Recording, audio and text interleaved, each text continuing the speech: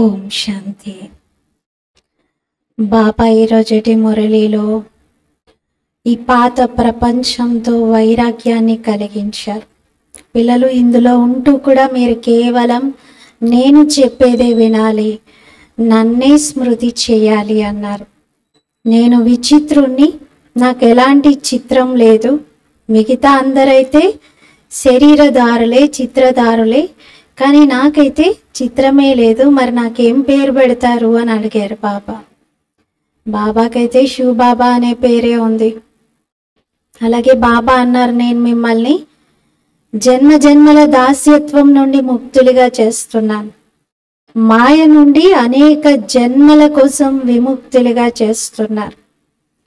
బాబా ఈరోజు మాయా పిల్లిని ఎలా మీరు ఓడించాలో, దానికి ఎలాంటి యుక్తులు రచించాలో కూడా ఒక స్టోరీ ద్వారా తెలియజేశారు.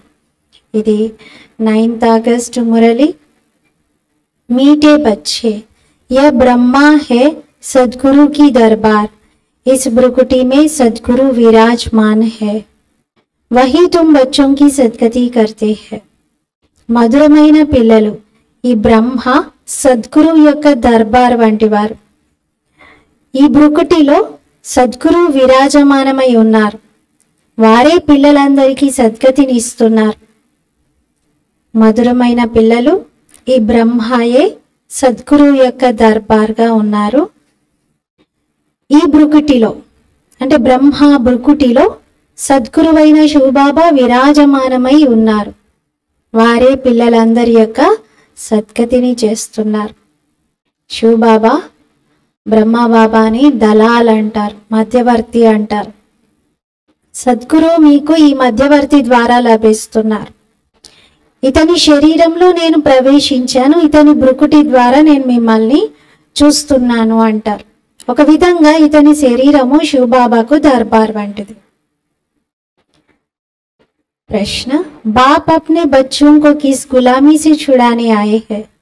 బాబా తన పిల్లలను ఎటువంటి దాస్యత్వం నుండి ముక్తులుగా చేయడానికి వచ్చారు?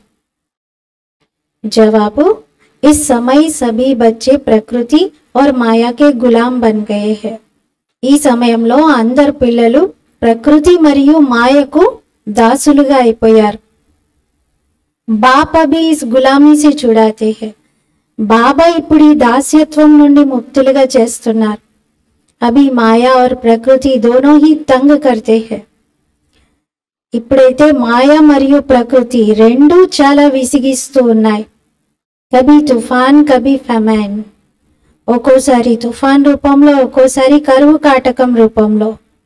ఫిర్ తుమ్ ऐसे मालिक बन जाते हो जो सारी प्रकृति तुम्हारी गुलाम रहती है. తర్వాత మీరు ఎలాంటి యజమానిగా అవుతారంటే ఇంకా మొత్తం ప్రకృతి మీకు దాసిగా అవుతుంది. మాయా కా వార్ భీ నహీ హోతా. మాయ దాడి కూడా మీ దగ్గర ఇంకా జరగదు. 2 యుగాల వరకు మాయ అడ్రస్ లేకుండా వెళ్ళిపోతుంది. మాయ ఉండనే ఉండదు. ఈ సమయంలో పిల్లలందరినీ బాబా ప్రకృతి యొక్క మరియు మాయ యొక్క దాస్యత్వం నుండి ముక్తులుగా చేస్తున్నారు. ఓం శాంతి. మధురాది మధురమైన ఆత్మిక పిల్లలకు అర్థమవుతుంది, సుప్రీం బాబా తండ్రిగా, సుప్రీం టీచర్గా కూడా ఉన్నారు. సుప్రీం తండ్రి, సుప్రీం టీచర్. వారు విశ్వం యొక్క ఆది మధ్యాంత రహస్యాన్ని అర్థం చేయిస్తున్నారు. అందుకే వారు సుప్రీం గురువుగాను అవుతారు. మరి ఇక్కడైతే సద్గురు యొక్క దర్బార్ ఉంది. దర్బార్ ఉంటుంది కదా, గురువు యొక్క దర్బార్ అని అంటారు. వాళ్ళైతే కేవలం గురువులు, కానీ ఇక్కడ శివబాబా గురువు కాదు, సద్గురువు. మరి వాళ్ళని సద్గురువు అని అనకూడదు. శ్రీ శ్రీ 108 అని చెప్పుకుంటారు. సద్గురు అనేటువంటి విషయం అయితే రాసి లేదు అక్కడ. వాళ్ళు కేవలం గురువు అని అంటారు. శివబాబా అయితే సద్గురువు. మొట్టమొదట తండ్రి టీచర్గా అవుతారు, తర్వాత సద్గురువు అవుతారు. సద్గురువే సద్గతిని ఇస్తారు. సత్యయుగం, త్రేతాయుగంలో గురువులు ఉండనే ఉంటారు, ఎందుకంటే అక్కడ అందరూ సద్గతిలోనే ఉంటారు. ఒక్క సద్గురువు లభించారు అంటే మిగతా అందరి గురువుల యొక్క పేర్లు సమాప్తం అవుతాయి. సుప్రీం తండ్రి, గురువులకు కూడా గురువు, సద్గురువు శివబాబా. ఈ విధంగా బాబాను పతులకు పతి అంటాం. అందరికంటే ఉన్నతమైన వారు కాబట్టి ఆ విధంగా అంటాం. మీరు సుప్రీం తండ్రి దగ్గర కూర్చున్నారు. దేనికోసము? అనంతమైన వారసత్వాన్ని తీసుకోవడం కోసం. ఇదే బాబా ఇచ్చే బేహద్ వారసత్వం. తండ్రిగాను బాబా వారసత్వం ఇస్తున్నారు, శిక్షకుడిగా శిక్షణను ఇస్తున్నారు. మరి ఇక్కడ వారసత్వము కొత్త ప్రపంచం, అమర లోకం యొక్క వారసత్వం ఇస్తున్నారు. వైస్లెస్ ప్రపంచం కోసం బాబా మనకి చదివిస్తున్నారు. వైస్లెస్ అంటే నిర్వికారి. నిర్వికారి ప్రపంచము కొత్త ప్రపంచం. ఈ ప్రపంచమైతే ఇది పాతది, ఇది వికారి ప్రపంచం. సత్యుగాని శివాలయం అంటారు. ఎందుకంటే శివబాబా స్థాపించినటువంటిది కదా. శివబాబా స్థాపన చేస్తారు కాబట్టి శివాలయం అని దానికి పేరుంది. అంతే తప్ప అక్కడ శివుడి పూజ జరుగుతుంది కాబట్టి శివాలయం అని అనట్లేదు. ఇది వికారి ప్రపంచం, రావణుడు స్థాపన చేసేది. ఇప్పుడు మీరు ఇక్కడ సద్గురు యొక్క దర్బార్లో కూర్చున్నారు. ఇది కేవలం పిల్లలైన మీకే తెలుసు. బాబానే శాంతి సాగరుడు. ఆ తండ్రి ఎప్పుడైతే వస్తారో అప్పుడే శాంతి వారసత్వాన్ని ఇచ్చి దారి చూపిస్తారు. మిగతాది అడవుల్లోకి వెళ్ళి శాంతి అదెక్కడ దొరుకుతుంది అంటున్నారు. ఎవరికైనా దొరికిందా అడవిలో శాంతి? అడవుల్లోకి వెళ్ళిన వాళ్ళందరూ నగరాల్లోకి వచ్చేసారు ఇప్పుడు. ఎందుకంటే అనుభవం అయిపోయింది అడవుల్లో ఏమి శాంతి లేదు అని.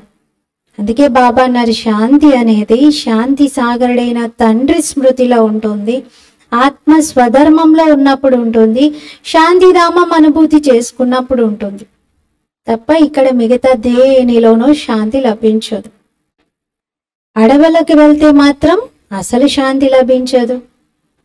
ఇసిలియే హార్ కా మిసాల్ దేతే హై.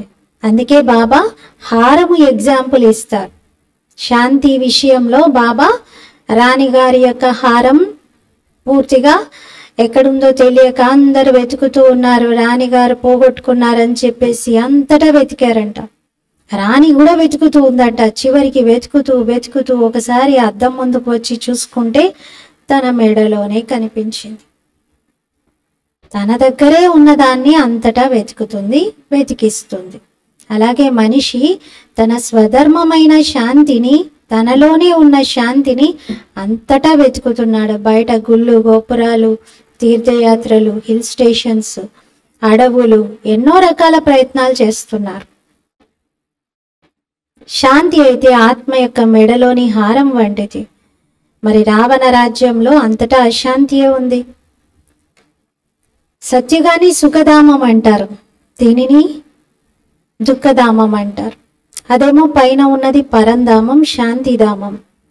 అక్కడైతే దుఃఖం యొక్క విషయమే ఉండదు. మహిమ ఎల్లప్పుడూ సద్గురువుదే చేస్తారు. గురువు మహిమ ఎప్పుడు విని ఉండరు. జ్ఞానసాగరుడు అని ఒక సద్గురువైన తండ్రినే అంటారు. ఇలాంటి మహిమ గురువుది ఎప్పుడైనా విన్నారా? అంటే ఆ గురువులు ఎవరు కూడా మొత్తం జగత్తును పతితం నుండి పావనంగా చెయ్యలేరు. వాళ్ళకా శక్తి లేదు. వాళ్ళు కూడా పతిత పావనుడైన పరమాత్మని పిలుస్తారు. ఒక్క నిరాకారుడే అనంతమైన పెద్ద తండ్రి. ఇప్పుడు మీరు సంగం యుగంలో నిలబడి ఉన్నారు. ఒకవైపు పాత పతిత ప్రపంచం, మరోవైపు పావనమైన కొత్త ప్రపంచం. పతిత ప్రపంచంలో లెక్కలేనంత మంది గురువులు ఉన్నారు. ఇంతకుముందు మనకిది సంగం యుగం అనే విషయం కూడా తెలియదు. ఇప్పుడు బాబా అర్థం చేయించారు, ఇది పురుషోత్తమ సంగమ యుగం. దీని తర్వాత సత్యుగం వచ్చేది ఉంది. చక్రం తిరుగుతూ ఉంటుంది. బుద్ధిలో ఇవన్నీ గుర్తుండాలి. మనమందరం సోదరులం. అనంతమైన తండ్రి నుండి వారసత్వం లభిస్తుంది. ఇది ఎవరికీ తెలియదు. పెద్ద పెద్ద పొజిషన్స్లో ఉండే మనుషులు కూడా ఈ విషయాలను తెలుసుకోవట్లేదు. బాబా అంటారు, నేనైతే అందరి సద్గతి చేస్తాను. ఇప్పుడు మీరు సెన్సిబుల్గా అయ్యారు. పహలేతో కుచ్ భీ నహీ పతా తా. ఇంతకుముందు మనకు కూడా ఈ జ్ఞానం ఏమైనా తెలుసా? బాబా ఏమంటారు, మీ జ్ఞానంలో గా కూడా తెలియదు. అంటే ఆలు కూడా రావు. జ్ఞానం యొక్క ఆలు కూడా తెలియదు. నేను ఆత్మననే విషయం కూడా తెలియదు. దేవతల ఎదుటకు వెళ్ళి మీరేమనేవారు? మేము పూర్తి నిర్గుణులుగా ఉన్నాం, మీరైతే చాలా తెలివైన వారు అని పాడేవారు. మాలో ఏ గుణాలు లేవు అని మీరు మా పైన దయ చూపించండి అని ప్రాధేయపడేవారు. అలా ప్రార్థన చేసేవారు. ఇప్పుడు ఈ దేవతల చిత్రాలను చూస్తే మీకేమనిపిస్తుంది? అవేమైనా ఎవరిపైనైనా జాలిని చూపించగలుగుతాయా? అవేమైనా ఇతరులపైన కరుణను చూపించగలుగుతాయా? ఇది ఎవరికీ తెలియట్లేదు. దయార్థ హృదయుడెవరు? ఈ జడమైన చిత్రాల భగవంతుడా? అంటారు ఓ గాడ్ ఫాదర్ దయ చూపించండి అని. ఎవరిదైనా బాగా దుఃఖం యొక్క దృశ్యం కనబడుతుంది అనుకోండి, తప్పకుండా ఆ సమయంలో వాళ్ళు ఎవరిని జ్ఞాపకం చేస్తారు? బాగా కష్టాల్లో ఉన్న వాళ్ళు ఎవరిని తలుచుకుంటారు? భగవంతుని తండ్రినే కదా. ఇప్పుడైతే మీరు అలా చెప్పరు. మీరేమంటారు? భగవంతుడు తండ్రి విచిత్రుడు, వారు మా సన్ముఖంగా ఎదురుగానే ఉన్నారు, అందుకే మాకు నమస్తే చేస్తారు. మీరందరూ చిత్రధారిలే, అంటే శరీరం ఉన్నటువంటి వారే. నేనైతే విచిత్రుణ్ణి. నేనెప్పుడు చిత్రం శరీరాన్ని ధారణ చెయ్యను. నా శరీరానికి ఏదైనా పేరుంటే చెప్పండి. మరి నాకేమైనా చిత్రం ఉందా? శరీరం ఉందా? నా శరీరానికి మీరేం పేరు పెడతారు అంటున్నారు. బస్ మనం శివబాబా అనే అంటాం. శివబాబాకు శరీరం లేదు, అద్దెకు తీసుకుంటారు, కొంత సమయమే ఆ శరీరంలో ఉంటారు, అందుకని శివబాబా పేరు మారదు. సదా శివాని బాబా అని అంటాం. నేనైతే ఇది లోన్గా తీసుకున్నాను కదా. ఆ లోన్ తీసుకున్నటువంటి శరీరం కూడా పాత పడిపోయిన శరీరం. పాత చెప్పు అంటున్నారు బాబా, ఎందుకంటే 84వ శరీరం అది. 84వ జన్మ తీసుకున్నటువంటి ఆత్మ యొక్క శరీరం చాలా పాత పడిపోయింది. తత్వాలన్నీ కూడా 5000 సంవత్సరాల పాతబడిపోయిన తత్వాలు. వాటితో నిర్మాణమైనటువంటి శరీరం కూడా చాలా ఓల్డ్గా ఉంటుంది కదా. దీనిలోనే నేను వచ్చి ప్రవేశిస్తాను. ఈ శరీరానికి ఎంతకని మహిమ చేస్తారు? ఇదైతే పాత శరీరం, అడాప్ట్ చేసుకున్నారు. మరి మహిమ ఏమైనా ఉంటుందా దీనికి? లేదంటున్నారు. ఇదైతే బాబా అర్థం చేస్తున్నారు. అబ్ ఫిర్ మేరే ద్వారా గోరా బన్ జాయేగా. ఈ శరీరం కూడా నల్లగా మారిపోయింది. ఇప్పుడు నా ద్వారా మళ్ళీ ఈ ఆత్మ శరీరం అన్నీ తెల్లగా అవుతూ ఉన్నాయి. ఇప్పుడు బాబా చెప్తున్నారు, నేనేదైతే వినిపిస్తున్నానో మీరు నిర్ణయం తీసుకోండి. నేను చెప్పేది రైటా లేకపోతే మనుషులు చెప్పేది రైటా? మీరు సత్యాన్ని జ్ఞాపకం చేయాలి కదా. బాబా చెప్పేది వినండి, అన్రైటియస్ వినకండి. దాన్ని ఇవిల్ అంటారు. అసత్యమైన విషయాలని బాబా అశుద్ధమైనటువంటివి అంటున్నారు. అంటారు కదా, talk no evil, see no evil, hear no evil అంటారు. మరి ఈ కళ్ళతో ఏదైతే చూస్తున్నారో దాన్ని మర్చిపోండి. చెడు చూడకండి, వినకండి, అనకండి, మాట్లాడకండి, చెడు ఆలోచించకండి. ఇప్పుడైతే మనం వెళ్ళేది ఉంది ఇంటికి, మళ్ళీ తిరిగి సుఖధామంలోకి రావాలి. ఇక్కడ ఉన్న వారందరైతే మరణించినట్లే ఉన్నారు. అందరూ దేహాభిమానంలో ఉన్నారు. ఇదంతా టెంపరీ అంటున్నారు. ఈ పాత శరీరం ఇంకా ఉండదు, ఈ పాత ప్రపంచము ఉండదు. మనం కొత్త ప్రపంచం కోసం పురుషార్థం చేస్తూ ఉన్నాం. మళ్ళీ వరల్డ్ హిస్టరీ జోగ్రఫీ అంతా రిపీట్ అవుతుంది. మీరిప్పుడు మీ రాజ్యభాగ్యాన్ని తీసుకుంటున్నారు. మీకు తెలుసు కదా, కల్పకల్పం బాబా వస్తారు రాజ్యభాగ్యాన్ని ఇవ్వటానికి. కల్ప క్రితం కూడా మీరు బాబాని ఇలాగే కలిశారు, వారసత్వం తీసుకున్నారు, నరుడి నుండి నారాయణుడిగా తయారయ్యారు. అయితే అందరూ ఒకేలాంటి పదవులైతే తీసుకోలేరు, నంబర్ వారీగా ఉండే ఉంటారు. ఇది స్పిరిచువల్ యూనివర్సిటీ. స్పిరిచువల్ ఫాదర్ చదివిస్తూ ఉన్నారు, పిల్లలకే చదివిస్తున్నారు. ఒకవేళ ప్రిన్సిపల్ యొక్క కుమారుడు ఉన్నాడు అనుకోండి, తను కూడా ఏం చేస్తాడు, అదే స్కూల్లో టీచింగ్ చేయడమో, పిల్లలకి పాఠాలు చెప్పడమో, లేకపోతే అడ్మినిస్ట్రేషన్ చూసుకోవడం చేస్తారు కదా. భార్య కూడా చదివించడం మొదలు పెడుతుంది. బచ్చి బి అచ్చి రీతి పడే తో పడా సక్తి హై. ఇంకా కూతురు కూడా మంచిగా చదువుకొని ఉన్నట్లయితే అక్కడ పిల్లలకి చదువు నేర్పించగలుగుతుంది. కానీ ఎంతైనా కూతురైతే మరో ఇంటికి వెళ్ళిపోతుంది కదా అంటున్నారు. ఇక్కడైతే అలాంటి నియమమే లేదు. బచ్చియోं को नौकरी करने का, అమ్మాయిలను ఉద్యోగాల్లో చేర్చేటువంటి నియమమే ఇక్కడ లేదు అంటున్నారు. సింధులో ఆ కాలంలో చాలా స్ట్రిక్ట్గా ఉండేవారు. స్త్రీలను అసలు బయటికి రానిచ్చేవారే కాదు. కానీ కొత్త ప్రపంచంలో పదవి పొందడానికి మొత్తం ఆధారం ఇక్కడ సంగం యుగంలో చదువుకునే చదువే. ఈ విషయాలు ప్రపంచంలో ఎవరికీ తెలియదు. రాశారు కదా భగవాన్ వాచ్య అని. హే పిల్లలు, నేను మిమ్మల్ని రాజాదిరాజులుగా తయారు చేస్తున్నాను. బాబా ఏమైనా మోడల్ ఏమైనా తయారు చేస్తూ ఉన్నారా? ఈ విధంగా దేవతల యొక్క చిత్రాలను తయారు చేస్తారు. మీరైతే చదువుకొని ఆ పదవిని పొందుతారు. వాళ్ళేమో మాడ్యూల్స్ తయారు చేస్తారు. అంటే ఒక విధంగా విగ్రహాలను తయారు చేస్తారు, మట్టితో చిత్రాలను తయారు చేస్తారు పూజించడానికి. బాబా ఏం అలా మోడల్స్ తయారు చేయట్లేదు. బాబా మనల్ని మనుషుల్నే దేవతలుగా తయారు చేస్తున్నారు, చైతన్య దేవతలుగా, విగ్రహ దేవతలుగా కాదు. ఇక్కడ ఆత్మ చదువుకుంటుంది, మీరు సంస్కారాలను తీసుకెళ్తారు, వెళ్ళి కొత్త ప్రపంచంలో శరీరాన్ని తీసుకుంటారు. ప్రపంచం అయితే సమాప్తం అవ్వదు, మళ్ళీ మళ్ళీ రిపీట్ అవుతుంది. కేవలం యుగ పరివర్తన జరుగుతుంది. గోల్డెన్ ఏజ్ నుండి సిల్వర్ ఏజ్, మళ్ళీ కాపర్ ఏజ్, మళ్ళీ ఐరన్ ఏజ్, 16 కళల నుండి 14 కళలు. ప్రపంచం అయితే అదే ఉంటుంది, కానీ కొత్తది నుండి నిదానంగా పాతబడిపోతూ ఉంటుంది. బాబా రాజులకు రాజుగా తయారు చేస్తున్నారు ఈ చదువు ద్వారా. ఇంకెవరిలోనూ ఇలాంటి చదువు చదివించేటువంటి శక్తి లేదు. ఎంత మంచి రీతిగా బాబా అర్థం చేయిస్తున్నారు. చదువుకుంటూ అయినా కూడా మాయ పిల్లల్ని తన వైపు తిప్పుకుంటుంది. ఎంతెంత చదువుకుంటారో దాని అనుసారంగానే స్వర్గానికి తప్పనిసరిగా వస్తారు. సంపాదన చేసుకోకుండా అయితే వెళ్ళలేరు కదా. ఇక్కడున్న సంపాదన ఏమీ తోడుగా రాదు. అవినాశి జ్ఞానము వినాశనం అవ్వదు. అవినాశి జ్ఞానరత్నాల సంపద సంస్కారాల రూపంలో మన తోడుగా వస్తుంది. అయినా ముందు ముందు వెళ్తే అందరూ వస్తారు. ఎక్కడికి వెళ్తారు అనుకుంటున్నారు? ఇది ఒక్కటే షాప్ ఉంది అంటున్నారు. తప్పకుండా వస్తారు అందరు. శ్మశానానికి ఎప్పుడైతే మనుషులు వెళ్తారో అప్పుడు చాలా వైరాగ్యం కలుగుతుంది.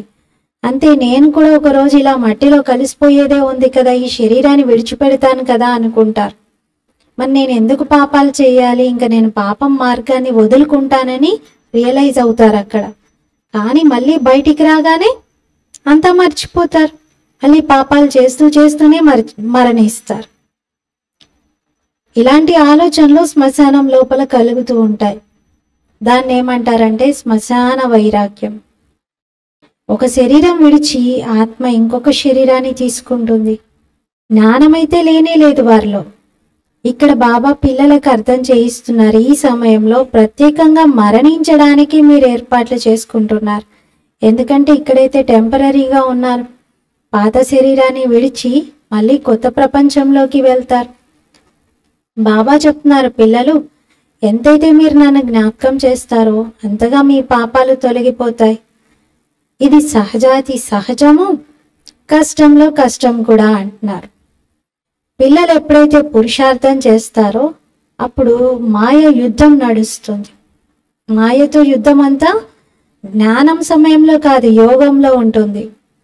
బాబా అందుకే చెప్తున్నారు, పిల్లలు కేవలం మీరు యుక్తిని రచించండి. బాప్ कहते हैं सहज है परंतु माया दीवा ही बुझा देती है. బాబా చెప్తున్నారు అసలైతే సహజమే, కానీ మాయ దీపాన్ని ఆర్పేస్తుంది. మాయ పిల్లి దీపాన్ని ఆర్పేయడం వలన తప్పులు జరుగుతాయి. గుల్ బకావలి की कहानी भी है ना, माया बिल्ली दीवा बुझा देती है. यहाँ सब माया के गुलाम है, फिर तुम माया को गुलाम बनाते हो. బాబా చెప్తున్నారు, గులే బకావలి కథ కూడా ఉంది కదా. ఆ కథలో ఏం చెప్తారు, ఒక రాజకుమారి ఎంతో మందిని ఆట పేరుతో పిలిచి ఆ ఆటలో తనని ఓడించాలి అంటుంది. ఒకవేళ ఓడించలేకపోతే వాళ్ళందరూ తనకి బానిసలైపోతారు అని. ఆమె ఏం చేస్తుందంట, యుక్తిగా ఆమె ఆడేటువంటి ఆట సమయంలో ఒక పిల్లిని పక్కన ఉంచి ఆ పిల్లి తలపైన దీపం పెడుతుందంట. దీపం పెట్టి అందరితో ఆట ఆడుతూ ఉంటుంది. ఆట ఆడుతూ ఆడుతూ ఒకానొక సమయంలో యుక్తిగా ఆమె ఒక ఎలుకను వదిలిపెడుతుందంట. ఎలకను వదిలిపెట్టగానే పిల్లి ఎలకను తినడానికని చెప్పేసి కదులుతూ ఉండడం వలన దీపం ఆరిపోతుంది. ఆరిపోయినప్పుడు అంతటా చీకటి అవుతుంది కదా, ఆ చీకట్లో ఆమె ఆ పావుల్ని కదిలించేదంట. అంటే తనకు అనుకూలంగా మార్చుకునేదంట పావుల్ని. దాంతో ఆటలో తనే గెలిచేది. అలా యుక్తిగా మోసంతో ఆ రాకుమారి గెలుస్తూ ఉండేది. బాబా అంటారు, పిల్లలు, మాయ పిల్లి కూడా అలా దీపాన్ని ఆర్పడంతో మీరు ఓడిపోతారు. కానీ ఇప్పుడు మీరు యుక్తి రచించండి. మాయా పిల్లి కదిలిపోకుండా ఉండాలి అంటే అలా ఎలక రూపంలో, ఆకర్షణ రూపంలో బయటికి రాకుండా ఉండేలాగా, కదలకుండా ఉండేలాగా మీరు చేసుకోండి. మీరు చాలా నిశ్చలంగా ఉండాలి, లేకపోతే మీరు మాయకు దాసిగా అవుతారు అని అంటున్నారు. ఇక్కడ మాయ మీకు దాసిగా అవుతుంది. మీరు మాయను దాసిగా చేసుకుంటారు. ఒకవేళ మీరే మాయకు దాసిగా అవుతే ఇంకంతే, ఓడిపోయినట్లే. ప్రపంచంలో అందరూ అలాగే చేస్తున్నారు, మాయకు దాసులుగా ఉన్నారు. కానీ మీరైతే మాయను దాసిగా చేసుకుంటున్నారు. మొత్తం ప్రకృతి అంతా కూడా మీకు దాసిగా అయిపోతుంది, మీ సేవలు చేస్తుంది. సత్యుగంలో ప్రకృతి సేవకురాలిగా ఉంటుంది. ఎలాంటి తుఫాన్లు రావు, కరువు కాటకాలు ఉండవు. ప్రకృతి మీకు పూర్తి దాసిగా అయిపోయి సేవలు అందిస్తుంది. అక్కడ ఎలాంటి మాయ దాడి అనేదే ఉండదు. ఇక్కడైతే ఎన్ని రకాలుగా విసిగిస్తూ ఉంటుంది. గాయనం ఉంది కదా, నేను నీ గులాం, మే గులాం తెరా, మే గులాం తెరా అని అంటారు. బాబా అన్నారు, ఇప్పుడు మాయ మీకు అలా గులాం అవ్వడంతో తర్వాత భవిష్యత్తులో ప్రకృతి కూడా మీకు దాసిగా అయిపోతుంది. బాబా అయితే మనల్ని మాయా దాస్యత్వం నుండి విడిపిస్తున్నారు. ప్రపంచవాసులందరూ మాయకు గులాంగా, మాయకు బానిసలుగా అయిపోయారు. ఇప్పుడు బాబా మనల్ని ఆ బానిసత్వం నుండి విడిపిస్తున్నారు. విడిపించడానికే వచ్చాను అంటున్నారు. మీరు యజమానిగా అవుతారు. యజమానిగా అయిన తర్వాత మాయ మీకు దాసిగా అయిపోతుంది. ప్రకృతి అంతా దాసిగా అయి సేవ చేస్తుంది. కొంచెం కూడా చూచా అని కూడా ప్రకృతి ఇబ్బంది పెట్టదు అంటున్నారు. ఇదంతా డ్రామాలో ఇమిడి ఉంది. మీరంటారు, బాబా మాయ చాలా విసిగిస్తుంది అని. బాబా అన్నారు, ఎందుకు విసిగించదు? మరి తప్పకుండా విసిగిస్తుంది ఇక్కడ. ఎందుకంటే మాయ మిమ్మల్ని పరీక్షించినప్పుడే కదా మీ శక్తి సామర్థ్యాలు అర్థమయ్యేవి. అందుకే దీన్ని యుద్ధ మైదానం అంటున్నారు. మాయను మీ యొక్క దాసిగా తయారు చేసుకోవడానికి మీరు ప్రయత్నిస్తారు, కానీ మాయ కూడా తన ప్రయత్నం తన వైపు నుండి వదిలిపెట్టకుండా చేస్తుంది. ఎంత విసిగిస్తూ ఉంటుంది, ఎంతమందిని ఓడిస్తూ ఉంటుంది. కొందరినైతే పూర్తిగా తినేస్తుంది, మింగేస్తుంది. భలే స్వర్గానికి యజమానిగా అవుతారు, కానీ మాయ అయితే తింటుంది కదా. ఇక్కడ సంగం యుగంలో అయితే మాయతో ఓడిపోతారు కదా. అంటే అక్కడ ప్రతి ఒక్కరిని, ప్రజల్ని కూడా స్వర్గానికి యజమాని అని అంటారు. ఇక్కడ అందరూ ఒక విధంగా మాయ పొట్టలోనే ఉన్నారు. కేవలం అంతిమంలో నెమ్మదిగా దాని నుండి బయటపడతారు. ఊబిలో చిక్కుకున్న వారిని బాబా నెమ్మదిగా బయటికి తీస్తున్నారు. ఎంతమంది పిల్లలు ఊబిలో చిక్కుకొని ఉన్నారు, కొంచెం కూడా బాబాని జ్ఞాపకమే చేయట్లేదు. ఈ విధంగా తాబేలు, భ్రమరి, వీటన్నిటి ఉదాహరణలు బాబా ఇస్తూ ఉంటారు. మీరేం చేస్తున్నారు? కీటకాల పైన జ్ఞానాన్ని చల్లుతున్నారు. అంటే జ్ఞానం యొక్క బూబు చేస్తూ వారిని ఎలాంటి స్థితి నుండి ఎలాంటి స్థితికి చేరుస్తున్నారు చూడండి అంటున్నారు. పూర్తిగా స్వర్గం యొక్క పర్యగా తయారు చేస్తున్నారు. సన్యాసులు భలే భ్రమరి యొక్క ఉదాహరణని ఇస్తుంటారు, కానీ వాళ్ళేమైనా బూబు చేసి ఎవరిలో అయినా పరివర్తనను తీసుకొస్తారా? లేదు. మీరిక్కడ సంగమ యుగంలో అలా ప్రతి ఒక్కరిలో పరివర్తనను తీసుకొస్తున్నారు. ఇప్పుడు ఇది సంగం యుగం. మీరు శూద్రుల నుండి బ్రాహ్మణులుగా అయ్యారు. వికారీ మనుషులను మీరు తీసుకొచ్చి వాళ్ళని పరివర్తన చేసి నిర్వికారిగా చేసి స్వర్గానికి योग्यंगा तैयार చేస్తారు। कीड़े में भी कोई भ्रमरी बन जाते हैं, कोई सड़ जाते हैं, तो कोई फिर अधूरे रह जाते हैं। ఆ కీటకాల్లో కూడా చూస్తే కొన్ని భ్రమరీగా అవుతాయి, కొన్నేమో కుళ్ళిపోతాయి, కొన్నేమో పూర్తిగా అర్థాంతరంగా మిగిలిపోతాయి। బాబా ఈ విషయాలన్నిటినీ చూశారు। ఇక్కడ కూడా కొందరు పిల్లలు మంచి రీతిగా చదువుకుంటారు, జ్ఞానం యొక్క రెక్కలు పూర్తిగా తయారైపోతాయి। కొందరివైతే సగంలోనే మాయ పట్టేసుకుంటుంది, పచ్చిగానే మాయ తినేస్తుంది। ఇది కూడా బాబా ఒక ఉదాహరణ ఇస్తూ ఉంటారు। వండర్ ఉంది కదా, భ్రమరి కీటకాలను తీసుకొచ్చి తన సమానంగా తయారు చేయడం, ఇక్కడ మీరే మీ సమానంగా తయారు చేస్తున్నారు। ఇంకొకటి సర్పం ఉదాహరణ కూడా ఇస్తారు। సత్యుగంలో అయితే చాలా సహజంగా సర్పం కుబుసాన్ని ఎలా వదిలిపెడుతుందో అంత ఈజీగా శరీరాన్ని వదిలి ఇంకొకటి ధరిస్తారు। వెంటనే సాక్షాత్కారం అయిపోతుంది, ఈ శరీరాన్ని ఇంకా విడిచిపెట్టేస్తాను అని। ఆత్మ వెళ్ళి మరొక గర్భమహల్లో కూర్చుంటుంది। ఇది కూడా ఒక ఉదాహరణ బాబా ఇస్తారు। గర్భమహల్లో మీరు ఉండేవారు, బయటికి రాగానే అసలు ఇంకా కొత్త ప్రపంచాన్ని చూస్తారు। లోపలే కొత్త ప్రపంచం ఉంది అనే ఫీలింగ్తో ఆత్మ ఉంటుంది, బయటికి రావాలని కూడా అనిపించదు ఆత్మకు, కానీ బయటికైతే తప్పనిసరిగా వస్తారు కదా। ఇప్పుడు మీరు పిల్లలు సంగం యుగంలో ఉన్నారు, జ్ఞానంతో పురుషోత్తమంగా తయారవుతున్నారు। భక్తి అయితే జన్మ జన్మాంతరాలుగా చేస్తూ వచ్చారు। ఎవరైతే అత్యధికంగా భక్తి చేస్తారో వారే నంబర్ వారి పురుషార్థం అనుసారంగా పదవిని తీసుకుంటారు। ఇప్పుడు మీ బుద్ధిలో మొత్తం జ్ఞానం ఉంది, శాస్త్రాల జ్ఞానాన్ని జ్ఞానం అని అనరు, అదైతే భక్తి। దాంతో ఎవరికి సద్గతి లభించదు।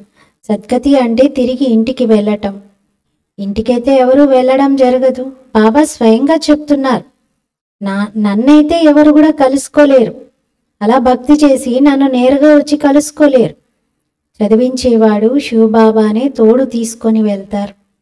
అలా తోడు తీసుకొని వెళ్ళడానికి చదివించడానికి కావాలి కదా, బాబా రావాలి పరంధామం నుండి। తండ్రికి ఎన్ని ఆలోచనలు నడుస్తూ ఉంటాయి। 5000 సంవత్సరాలకి ఒక్కసారి మాత్రమే తండ్రి వస్తారు చదివించడానికి, కానీ పిల్లలు గడియ గడియ మేము ఆత్మలం అనే విషయాన్ని మర్చిపోతారు। ఇది పూర్తిగా పక్కా చేసుకోవాలి, మేము ఆత్మలం, మాకు తండ్రి స్వయంగా చదివిస్తున్నారు అని। దీనిని స్పిరిచువల్ నాలెడ్జ్ అంటారు। ఆత్మిక తండ్రి ఆత్మలకు జ్ఞానం ఇస్తూ ఉన్నారు। సంస్కారాలు కూడా ఆత్మలోనే ఉంటాయి, శరీరాలైతే సమాప్తం అవుతాయి, ఆత్మ అవినాశి। ఇక్కడ బ్రహ్మ భృకుటిని సద్గురువు యొక్క దర్బార్ అంటారు। ఈ ఆత్మకు ఇది దర్బారే కదా, మరి సద్గురువు ఇతనిలో ప్రవేశించారు। దీనిని రథం అని కూడా అంటారు, దర్బార్ అని కూడా అంటారు। మీరు పిల్లలు స్వర్గం యొక్క ద్వారాలని తెరుస్తూ ఉన్నారు శ్రీమతం అనుసారంగా। ఎంత మంచి రీతిగా చదువుకుంటారో అంతగా సత్యుగంలో ఉన్నత పదవిని పొందుతారు। అది తప్పనిసరిగా చదువుకోవాలి। టీచర్కి పిల్లలైతే చాలా చురుకుగా ఉంటారు కదా, తల్లే టీచరే చదివిస్తున్నారు, తండ్రే టీచర్గా ఈ స్కూల్లో చెప్తున్నారంటే ఆ టీచర్ పిల్లలు చాలా చురుకుగా ఉంటారు మరి। కానీ అంటారు గర్కి గంగాక రికార్డ్ నహి, ఇంటి గంగ యొక్క విలువ ఎవరు ఉంచరు అని అంటారు। అంటే ఇంట్లోనే గంగ ఉంటే దానికి ఎవరు రెస్పెక్ట్ ఇవ్వరు, ఇంట్లోనే టీచర్ ఉంటే తల్లి పట్ల పెద్దగా గౌరవమే ఉండదు। కొందరిని చూస్తాం కదా, తల్లి తండ్రి టీచరే అయినా ఆ పిల్లలు మొద్దులుగా ఉంటారు। బాబా కూడా చూశారు, మొత్తం నగరంలో చెత్తంతా వచ్చేసి గంగలో పడుతూ ఉంటుంది, కానీ ఆ గంగ తీరంలో ఉన్నటువంటి వారికి దాని వాల్యూనే ఉండదు। ఇంకా దాన్ని పతిత పావని అని అంటారా మరి, దానిలోనే చెత్త పడుతూ ఉంటే। మనుషుల బుద్ధి చూడండి ఎలా మారిపోయిందో, దేవతల్ని అలంకరించి పూజించి తర్వాత తీసుకెళ్ళి నిమజ్జనం చేస్తారు। కొందరైతే పాదంతో తొక్కి కూడా ముంచేస్తారు విగ్రహాలను, దేవీ దేవత విగ్రహాలను నిమజ్జనం చేసే సమయంలో నీళ్ళల్లో వేయగానే మునగకపోతే పాదంతో తొక్కి కూడా ముంచుతారు అంటున్నారు। బంగాల్లో ఒక ఆచారం ఉండేది, మృత్యుకి సమీపంగా ఉన్నటువంటి వారిని ఇంకా జబర్దస్తి వాళ్ళ ప్రాణాలు వెళ్ళిపోయేలాగా తీసుకొచ్చి గంగా తీరంలో పడుకోబెడతారంట. కొందరినైతే అలా గంగలో లైట్గా ముంచేసి హరినామం స్మరించు, హరి అను అంటూ వాళ్ళకి గుర్తు చేయిస్తూ ఉంటారంట. నోట్లో కూడా ఇంకా నీళ్ళు అర్పిస్తూ ఉంటారంట. అంటే ఇంకా మీరు గంగా జలం మీ నోట్లో వేస్తున్నాము, ఇంకా ఆత్మ వెళ్ళిపోండి, ఇంకా మీ టైం అయిపోయింది అని చెప్తున్నట్లే అలా ప్రాణాలు తీసేస్తారంటున్నారు. వండర్ ఉంది కదా. ఇప్పుడైతే పిల్లలైన మీ బుద్ధిలో ఎలా పైకి ఎక్కుతాము, ఎలా క్రిందకి దిగుతాము, ఈ మొత్తం జ్ఞానం ఉంది నంబర్ వారి పురుషార్థం అనుసారంగా. अच्छा, मीठे मीठे सिखिलते बच्चों प्रति मात पिता बाप दादा का याद प्यार और गुड मॉर्निंग। रूहानी बाप की रूहानी बच्चों को नमस्ते। हम रूहानी बच्चों की रूहानी बाप दादा को याद प्यार गुड मॉर्निंग और नमस्ते। मेरा बाबा मीठा बाबा प्यारा बाबा शुक्रिया बाबा। धारण कोरकु मुख्य सारमु। ఫస్ట్ పాయింట్, బాబా ఏది వినిపిస్తున్నారో అదే వినాలి మరియు నిర్ణయించుకోవాలి సత్యం ఏమిటి అని. సత్యాన్ని జ్ఞాపకం చేయాలి. అన్రైటియస్ అంటే అసత్యమైనటువంటి విషయాలను వినకూడదు, మాట్లాడకూడదు, చూడకూడదు. సెకండ్ పాయింట్, చదువు మంచి రీతిగా చదువుకొని స్వయాన్ని రాజాది రాజులుగా తయారు చేసుకోవాలి. ఈ పాత శరీరం మరియు పాత ప్రపంచంలో తనని తాను టెంపరీగా భావించాలి. ఫస్ట్ పాయింట్లో బాబా నేను చెప్పేది వినండి, సత్యం ఏంటో దాన్ని జ్ఞాపకం చేయండి అంటున్నారు. సెకండ్ పాయింట్లో మీరు రాజాది రాజులుగా అవడానికి బాగా చదువుకోండి, మీరు కొద్ది రోజులే ఈ ప్రపంచంలో ఈ శరీరంలో ఉండేది ఉంది, అది ఎప్పుడు గుర్తుంచుకోండి అంటున్నారు. వరదాన్, एकाग्रता की शक्ति से परवश स्थिति को परिवर्तन करने वाले अधिकारी आत्मा भव। ఏకాగ్రత శక్తితో పరవశ స్థితిని పరివర్తన చేసేటువంటి అధికారి ఆత్మా భవ. ఏకాగ్రత శక్తితో పరవశమైన స్థితిని పరివర్తన చేసేటువంటి అధికారి ఆత్మా భవ. వివరణ, బ్రాహ్మణులు అనగా అధికారి ఆత్మలు. వారు ఎప్పుడూ పరవశం కాలేరు. తన బలహీన స్వభావ సంస్కారాలకి కూడా వశం కాలేరు. ఎందుకనగా స్వభావం అంటే స్వ పట్ల మరియు సర్వుల పట్ల ఆత్మిక భావం కలిగి ఉండటం. స్వభావం అంటే స్వయం పట్ల, సర్వుల పట్ల ఆత్మిక భావం కలిగి ఉండటం.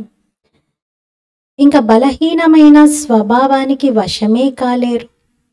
మరియు ఆది సంస్కారాల యొక్క స్మృతితో బలహీన సంస్కారాలని కూడా సహజంగా పరివర్తన చేసేస్తారు. ఏకాగ్రత శక్తి పరవశ స్థితిని పరివర్తన చేసి యజమాని యొక్క స్థితి అనే సీటు పైన సెట్ చేస్తుంది. ఏకాగ్రత శక్తి పరవశ స్థితిని కూడా పరివర్తన చేసి యజమాని స్థితిలో సెట్ చేస్తుంది. స్లోగన్, క్రోధ జ్ఞాని తో ఆత్మ కే లియే మహాశత్రు హై. క్రోధం అనేది జ్ఞాని ఆత్మ కోసం మహాశత్రు. ఎవరికైనా అది నష్టకారియే, కానీ జ్ఞాని ఆత్మ కోసం మహాశత్రు. జ్ఞానిలు శాంత స్వభావంతోనే దాన్ని తన శక్తిగా చేసుకొని దేనిపైనైనా విజయాన్ని పొందాలి. అంతే తప్ప క్రోధాన్ని అస్త్రంలాగా ఉపయోగించి విజయం పొందడం కాదు. ఈరోజు స్వమానము, నేను పరివర్తన చేసుకునే అధికారి ఆత్మను. నేను పరివర్తన చేసుకునే అధికారి ఆత్మను అంటే పరవశ స్థితిని పరివర్తన చేసుకునే అధికారి ఆత్మను. ఇదే స్వమానం అభ్యాసం చేద్దాం. రోజంతా మన సంస్కారాలని మన ఆధీనంలో ఉంచుకుంటూ ఏ రకమైనటువంటి మాయకు, బలహీన సంస్కారాలకు, స్వభావానికి పరవశం కాకూడదు. ఓం శాంతి.